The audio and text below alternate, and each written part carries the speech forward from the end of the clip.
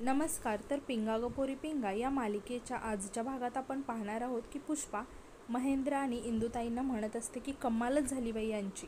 दोघेजण एकत्र घराच्या बाहेर पडलेत, अजून आले नाहीत. आणि ती इंदुताईंना विचारते की काय हो, लोकांच्या घरात भांडणं होतात तर नवरा बायको एकमेकांची तोंडसुद्धा बघत नाही 4-4 दिवस. आणि काल रात्री हा इतका एवढा तमाशा झालाय, भांडणं घटस्फोटापर्यंत गेलेत, पण आज दोघं जोड्याने बाहेर पडलेत. नक्की गेलेत तरी कुठे? तेव्हा महेंद्र म्हणतो की पुष्पे, त्यांना घटस्फोट घ्यायचा आहे ना, म्हणून वकील लावायला गेले असतील ते. तेव्हा पुष्पा महेंद्राला म्हणते की किती साधा भोळ आहे ग माझा नवरा. आणि परत ती रागात म्हणते, झाले का दिवे लावून अकलेचे? वल्लरी स्वतः वकील आहे ना, मग स्वतःच्या घटस्फोटासाठी दुसरा कशाला वकील करेल ती? तेव्हा महेंद्र म्हणतो की अरे हो, हे कसं लक्षात नाही आलं माझ्या. तेव्हा पुष्पा म्हणते की त्यासाठी डोकं पाहिजे ना. तर इकडे इंदुताई कसला तरी विचारात पडलेल्या असतात. तेव्हाच आता पुष्पा विचारायला लागते की सासूबाई, तुम्ही कसला विचार करताय आणि तुम्हाला काय वाटतंय, कुठे गेले असतील हे दोघं? तेव्हा इंदुताई म्हणतात की कसं आहे ना पुष्पा, आजपर्यंत एकमेकांच्या विचाराने राहत आलेत हे दोघं नवरा बायको. मी कितीही प्रयत्न केले ना तरी त्यांच्यात फूट नाही पाडू शकले, पण आज त्या दोघांमध्ये घटस्फोटासारखा विषय आलाय. ही खूप मोठी गोष्ट आहे हा.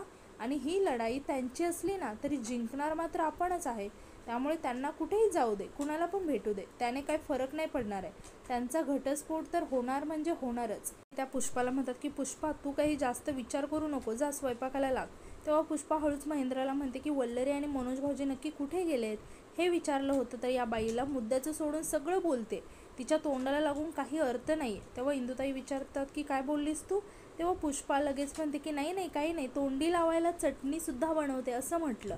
आणि ती लगेच तिथून किचनमध्ये निघून जाते. तर दुसरीकडे वल्लरी मनोजला म्हणते की आपल्यामध्ये डिवोर्ससारखा विषय येणं म्हणजे खरंच दुर्दैव आहे. आणि त्याहूनही जास्त दुर्दैव म्हणजे आपल्यामधले वाद मिटवायला आपल्या मित्रमैत्रिणींना मध्यस्थी करावी लागते.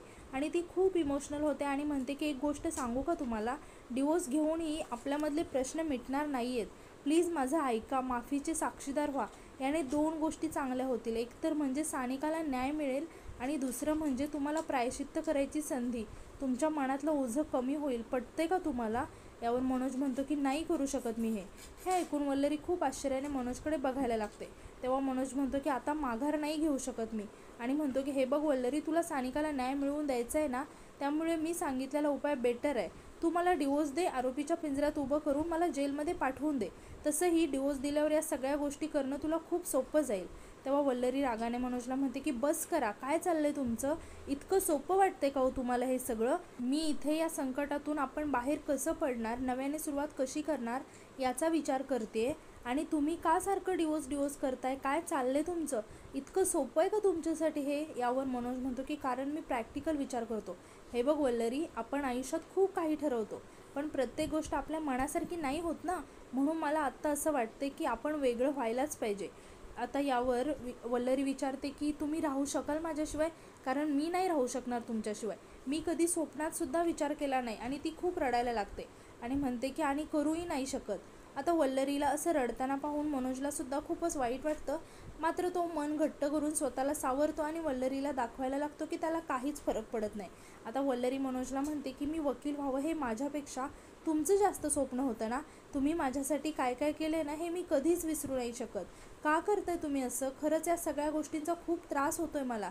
एका आरोपीला फाशीची शिक्षा किंवा जन्मठेप सुनावल्यानंतर जेवढा त्रास होतो ना, तेवढा त्रास मला आत्ता होतोय. प्लीज नका करू अहो असं, मला नाही सहन होतं हे सगळं. असं म्हणतच वल्लरी खूप रडायला लागते. तेव्हा मनोजला सुद्धा खूपच रडायला येतं आणि तो मनातच म्हणतो की वल्लू, मला सुद्धा नाही सहन होते ग तुझा हा त्रास, पण काय करू, मला तुझ्याशी आता कठोरपणे वागावंच लागेल.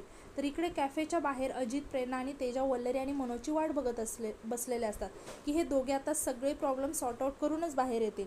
तेव्हा प्रेरणा आता स्वामींना हात जोडते आणि म्हणते की स्वामी, आजपर्यंत मी जी काही सेवा केली आहे ना तुमची, या सगळ्या सेवेचं फळ ना माझ्या मैत्रिणीला मिळू दे. तिच्या संसारात थोडंसं विघ्न आलंय, पण स्वामी प्लीज ते विघ्न दूर करा. आता प्रेरणाला असं वल्लरीसाठी प्रार्थना करताना पाहून अजित आणि तेजा खूप कौतुकाने प्रेरणाकडे बघत असतात. तेव्हा तेजा प्रेरणाला म्हणते की प्रेरणा, अगं किती मनापासून आपल्या मैत्रिणीच्या संसारासाठी प्रार्थना करतेस ग. तुझ्या प्रार्थनेला नक्की यश येईल, मला खात्री आहे. आणि बघ ना, मनोज आणि वल्लरी दोघेही खूप समजूतदार आहेत, ते करतील सगळं सॉर्ट आउट. यावर अजित प्रेरणाला म्हणतो की प्रेरणा, हे बघ रिलॅक्स हो, आपण करतोय ना प्रयत्न, सगळं काही आपल्या मनासारखं होईल. तेव्हा प्रेरणा म्हणते की आणि स्वामी तर आहेतच ना आपल्या पाठीशी. तर इकडे पुष्पा स्वयंपाक करत असते आणि ती स्वयंपाक करता करता कुणाला तरी सारखा फोन ट्राय करत असते. तेव्हाच तिथे महेंद्र येतो आणि पुष्पाला विचारायला लागतो की पुष्पा, स्वयंपाक करता करता कुणाला फोन करतेस तू? तेव्हा पुष्पा सांगते की वल्लरीचा महत्त्वाचा आणि भक्कम आधार प्रेरणा, वल्लरी कुठे आहे ना ते बरोबर सांगू शकेल ती, तिलाच कॉल करते. तेव्हा महेंद्र खुश होऊन म्हणतो की वा पुष्पा, असं म्हणून तो तिथून निघून जातो. तेव्हा पुष्पा आता अजून एकदा प्रेरणाला फोन करायला लागते. इकडे प्रेरणा लगेचच पुष्पाचा फोन उचलते. तेव्हा पुष्पा म्हणते की हॅलो, हा प्रेरणाताई पुष्पा बोलते, आणि म्हणते की उद्या ना आमच्या इकडचे शेतकरी भाऊ येणार आहेत, आमच्या इकडची भाजी घेऊन तुमच्यासाठी खास पाठवते, यांनाच पाठवते मी सकाळ सकाळी. तेव्हा प्रेरणा खुश होऊन म्हणते की अरे वा, चालेल, पाठवा. आता पुष्पा अंदाजा लावत म्हणते की बाकी सगळं व्यवस्थित चाललंय ना, जेवण वगैरे झालं का तुमचं? म्हणजे आमचं स्वयंपाक वगैरे सगळं रेडी आहे, फक्त आता मनोज भाऊजी आणि वल्लरीची वाट बघतोय आम्ही. कसं आहे, काल एवढं सगळं घडलं तर घराच्या बाहेर पडलेत ते दोघेजण एकत्र, पण कुठे गेलेत, कधी येणार आहेत, काहीच सांगितलं नाही. जरा काळजीच वाटते हो. तेव्हा प्रेरणा लगेच सांगते की अहो वहिनी, तुम्ही काळजी नका करू, मनोज भाऊजी आणि वल्लरी आमच्यासोबतच आहे तिथे. हे ऐकून आता पुष्पा खूप खुश होते. तेव्हा प्रेरणा, वल्लरी आणि मनोजला त्या लोकांनी कसं सरप्राईज दिलं हे पुष्पाला सगळं सांगायला लागते आणि म्हणते की तुम्ही नका काळजी करू, ते दोघे इथेच आहेत. हे ऐकून आता पुष्पाला मात्र खूपच राग आलेला असतो. तर इकडे मनोज वल्लरीला म्हणतो की हे बघ वल्लरी, ही इमोशनल होण्याची वेळ नाही आहे. तुला काय वाटतं मी हे पहिल्यांदा असं डुप्लिकेट सर्टिफिकेट एखाद्या कंपनीला दिलं आहे का? तर मी याआधीसुद्धा बऱ्याच कंपनीमध्ये आउटडेटेड मशिनरीज असताना अपडेटेड मशिनरीज आहेत असा खोटा रिपोर्ट दिला आहे आणि त्याचे पैसेसुद्धा घेतलेत मी. हे ऐकून वल्लरीला खूप मोठा धक्का बसतो आणि ती खूप शॉक होऊन मनोजकडे बघायला लागते.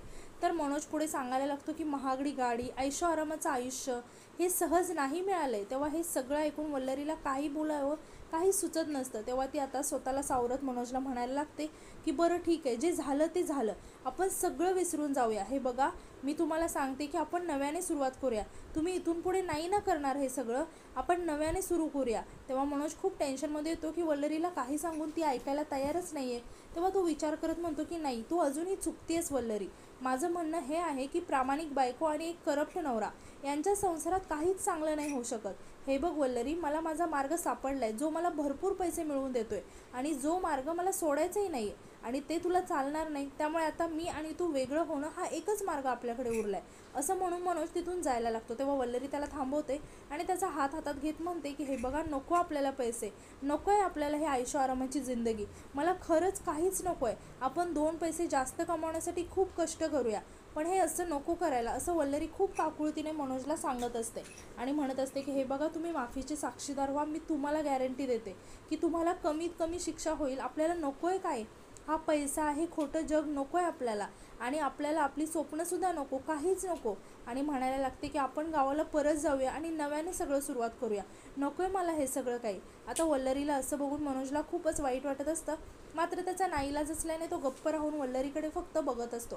तेव्हा वल्लरी खूपच रडत असते आणि ती मनोजला म्हणत असते की मला नको आहे हे सगळं, जिथे माझा माणूसच माझ्याजवळ नसेल, तुम्ही माझ्यापासून लांब जाताय, या विचारानेच माझा जीव रोज तिळतीळ तुटतोय, मला नाही सहन होतंय. असं वाटतंय की तुमच्यापासून लांब जाण्यापेक्षा देवाने मला मरण द्यावं.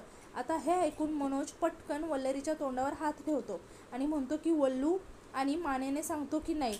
तेव्हा दोघेही एकमेकांकडे बघायला लागतात आणि खूपच इमोशनल होतात. तेव्हा वल्लरी मनोजला मिठी मारते आणि खूपच रडायला लागते. तर मनोजसुद्धा खूपच रडत असतो. तर यानंतर इकडे पुष्पा अण्णा केदारला फोन लावत असते, मात्र अण्णा केदार काही तिचा फोन उचलत नाही. तेव्हा पुष्पा खूपच वैतागून जाते आणि लगातार अण्णा केदारला फोन लावायला लागते. तेव्हा हा अण्णा केदार आता एकदाचा फोन उचलतो आणि म्हणतो की पुष्पा, माझी राणी सरकार, कसं चाललंय सगळं? तेव्हा पुष्पा वैतागत म्हणते की काय बोलणार, सगळं व्यवस्थित मांडलेला डाव मोडकळीस आला इथे. तेव्हा अण्णा केदार विचारतो की काय झालं नक्की? यावर पुष्पा सांगते की ती प्रेरणा आणि तेजा, तो वल्लरी आणि मनोज भाऊजींचा संसार जो मोडकळीस आलाय ना, तो नीट करायचा विडा उचलला त्यांनी. आज त्या प्रेरणाच्या हॉटेलमध्ये कॅन्डल लाईट डिनर का काय म्हणतात ना, त्यासाठी बोलावलं दोघांना. माझं ना नीट ऐका, त्या दोघांचं जर का सूत जुळलं ना तर आपला सगळा प्लॅन खराब होईल ना. तेव्हा अण्णा केदार म्हणतो की पुष्पा, अगं तू कशाला काळजी करतेस, या अण्णा केदारचा वार कधीच खाली जात नाही, तू नको काळजी करूस, जाऊ दे ना त्याला जिथे जायचं तिथे. तर इकडे इंदुताई महेंद्रला आवाज देऊन बोलवून घेतात आणि विचारायला लागतात की मह्या, तुझ्या बायकोचा काय गोंधळ चालू आहे ना, हे कळतच नाही अरे मला. मी तिला आता इथे स्वयंपाक करायला बोलावून घेतलं तर ती केव्हाची फोनवरती बोलते. तेव्हा महेंद्र सांगतो की अगं आई, आधी तिने प्रेरणाताईंना फोन केलेला आणि आता बोलत असेल एखाद्या कुठल्या तरी मैत्रिणीशी. तेव्हा इंदुताई वैतागत म्हणतात की घ्या, एका सुनेच्या मैत्रिणी काही कमी होत्या का, आता हिच्यासुद्धा मैत्रिणी उगवल्या ते. हे ऐकून महेंद्रसुद्धा जरा विचारात पडतो. तर इकडे पुष्पा अजूनही अण्णा केदारशी बोलतच असते. तेव्हा अण्णा केदार पुष्पाला म्हणतो की आता थोड्या वेळात त्या मनोजला असा फोन जाणार आहे ना की फोन आल्यावर तो मनोजला त्या वल्लरीचं तोंडसुद्धा बघणार नाही तो. तेव्हा पुष्पा खूप खुश होते आणि म्हणते की मला माहिती होतं, तुम्हाला प्रॉब्लेम सांगितला ना की तुम्ही असा सोडवणार. आता पुष्पा अण्णा केदारशी बोलतच असते तेव्हाच पाठीमागून महेंद्र येतो आणि पुष्पाला आवाज देतो. तेव्हा पुष्पा खूप घाबरून जाते. तर महेंद्रचा आवाज ऐकून अण्णा केदारसुद्धा पटकन फोन ठेवून देतो. तर इकडे पुष्पा घाबरतच महेंद्रकडे बघायला लागते. तेव्हा महेंद्र म्हणतो की काय आहे. तेव्हा पुष्पा सांगते की नाक्यावरच्या दामले काकूंचा फोन आला होता आणि मला विचारत होते की मंदिरामध्ये आज भजन आहे तर येशील का. तर मी म्हटलं की नको, मी नाही येते, तुम्हीच जावा. तेव्हा महेंद्र म्हणतो की अगं ते ठीक आहे, पण स्वयंपाकघरात तू भाजी तशीच ठेवून आली आहे. तेव्हा पुष्पा म्हणते की अरे हो, असं म्हणून ती लगेचच तिथून निघून जाते. आता पुष्पा तिथून गेल्यावर महेंद्र स्वतःशीच म्हणतो की दामले काकूंचा फोन आलाय असं म्हणाली, मग मला बघून ही इतकी का घाबरली. तर दुसरीकडे वल्लरी खूपच रडत असते. तेव्हा मनोज तिला समजावत म्हणतो की वल्लू रडू नको, माझं चुकलं, मला कळतं या सगळ्या गोष्टींचा तुला किती त्रास होत असेल, मला माफ कर. आणि तो वल्लरीला काहीतरी सांगणार तितक्यात मनोजचा फोन वाजतो. तेव्हा मनोज फोन उचलतो. तर अण्णा केदारने मनोजला फोन केलेला असतो आणि तो आवाज बदलून मनोजला म्हणतो की दैनिक वार्तालापमधून बोलतोय. काय हो साहेब, आम्हाला असं कळलंय की तुमच्या बायकोने त्यांच्या 25व्या खटल्यासाठी कोर्टामध्ये तुमच्या विरोधात पेटिशन सादर केले म्हणून, आणि त्यांनी जी आरोपींची लिस्ट सादर केली आहे त्याच्यामध्ये तुमचंसुद्धा नाव आहे, खरं आहे का हे. हे ऐकून मनोजला खूपच राग येतो. तेव्हा अण्णा केदार म्हणतो की अरे वा, म्हणजे बायको वकील आणि नवरा गुन्हेगार, असं म्हणून तो हसायला लागतो आणि फोन ठेवून देतो. तर इकडे वल्लरी मनोजला विचारायला लागते की कुणाचा फोन होता आणि परत म्हणते की बरं ते सगळं जाऊ दे, तुम्ही सांगा ना, आता आपण नव्याने सुरुवात करायची ना. तेव्हा मनोज रागाने वल्लरीला विचारतो की तू माझं नाव आरोपींच्या लिस्टमध्ये टाकलंस. तेव्हा वल्लरी मनोजकडे आश्चर्याने बघायला लागते. यावर मनोज म्हणतो की एवढं सगळं असताना तू आता जे प्रेम व्यक्त केलंस याला काय अर्थ उरतो. त्यापेक्षा आपण डिवोर्स घेऊया आणि वेगळं होऊया, मला नाही वाटत की आपल्या नात्यात आता यापुढे काही होऊ शकतं. हे ऐकून वल्लरीला खूप शॉक बसतो आणि ती मनोजकडे बघत असते. आता मनोज तिथून रागाने जायला लागतो. तेव्हा वल्लरी मनोजला म्हणते की 1 मिनिट थांबा ना, माझं ऐकून तरी घ्या. तेव्हा मनोज वल्लरीवरती ओरडत जोरात म्हणतो की मला नाही ऐकून घ्यायचं आहे, आता मी तुझं तेव्हाच ऐकीन जेव्हा तू डिवोर्स पेपरवर सह्या करशील. असं म्हणून मनोज रागातच तिथून निघून जातो. तेव्हा वल्लरीला खूप वाईट वाटतं आणि ती खूप रडायला लागते. आणि आजचा एपिसोड इथेच संपतो. तर उद्याच्या एपिसोडमध्ये आपण असं पाहणार आहोत की वल्लरी घरातल्या सर्वांसमोर ती डिवोर्स नोटीस दाखवत म्हणते की गेल्या काही दिवस या डिवोर्स नोटीसवरून आमच्या दोघांमध्ये वाद सुरू आहेत आणि आमच्यामध्ये डिवोर्स नोटीसमधून वाद होतील असं मला वाटलं नव्हतं. आता यांनी मला डिवोर्स नोटीस दिली आहे ना, तर त्याचं उत्तर तर द्यायलाच हवं ना मी, तर माझा निर्णय झाला आहे. तेव्हा सगळेच वल्लरीकडे आश्चर्याने बघायला लागतात की वल्लरी नक्की काय बोलते. आणि आजचा एपिसोड इथेच संपतो. तर आजचा एपिसोड तुम्हाला कसा वाटला हे कमेंटमध्ये नक्की सांगा आणि उद्याच्या नवीन एपिसोडसाठी आपल्या चॅनलला सबस्क्राईब करा. धन्यवाद.